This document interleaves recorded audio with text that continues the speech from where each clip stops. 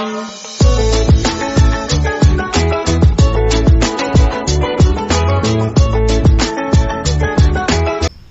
The lord. ప్రభువైన యేసుక్రీస్తు వారు ఈరోజు మనకు అందించినటువంటి వాగ్దానం రోమీయులకు రాసిన లేఖ 8వ అధ్యాయం 26వ వచనం.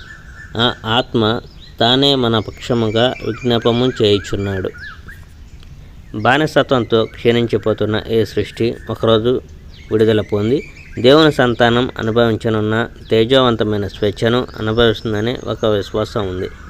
సృష్టి అంతా ప్రసవించినప్పుడు స్త్రీకి కలిగే బాధ లాంటి నొప్పులతో మూలుగుతూ ఈనాటి వరకు బాధపడుతుందని మనకు తెలుసు. అంతేకాదు, దేవుని ఆత్మను మొదటి ఫలంగా పొందిన మనము కూడా మన మనస్సులో మూలుగుతున్నాము.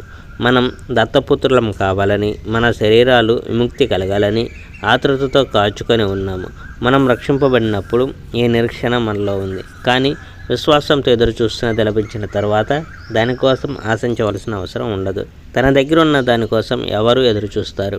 కానీ మన దగ్గర లేని దానికోసం ఆశిస్తే దానికోసం ఓర్పుతో నిరీక్షిస్తాము. అదేవిధంగా మనం బలహీనులం కనుక ఏ విధంగా ప్రార్థించాలో మనకు తెలియదు. కనుక దేవుని ఆత్మ స్వయంగా మన పక్షాన మాటలు వ్యక్తపరచలేని మూలుగులతో దేవునికి తెలిపి మనకు సహాయపడుతున్నాడు. ఆయన దేవునితో తన ప్రజల కోసం ఆయన ఇచ్ఛానుసారం విన్నపం చేస్తున్నాడు. మన హృదయాలను పరిశోధించే దేవునికి ఆయన యొక్క ఆలోచనలు తెలుసు. దేవుడు తనను ప్రేమించే ప్రజల కోసం, తన ఉద్దేశానుసారం పిలువబడిన వాళ్ళ కోసం ఆయన సమస్తము చేస్తున్నాడని మనకు తెలుసు.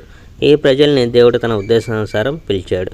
దేవుడు తనకు ఇదివరకే తెలిసిన వాళ్ళను తన కుమారునిలా రూపొందించాలని ప్రత్యేకంగా ఉంచాడు. తనకు చాలామంది పుత్రులు ఉండాలని, వాళ్ళలో యేసు మొట్టమొదటి వానిగా ఉండాలని ఆయన ఉద్దేశం. దేవుడు ఎవరిని ప్రత్యేకంగా ఉంచాడో వారిని పిలిచాడు. ఎవరిని పిలిచాడో వాళ్ళను నీతిమంతులుగా చేశాడు. ఎవరిని నీతిమంతులుగా చేశాడో వాళ్ళతో తన మహిమను పంచుకున్నాడు. Praise the Lord. May God bless our India.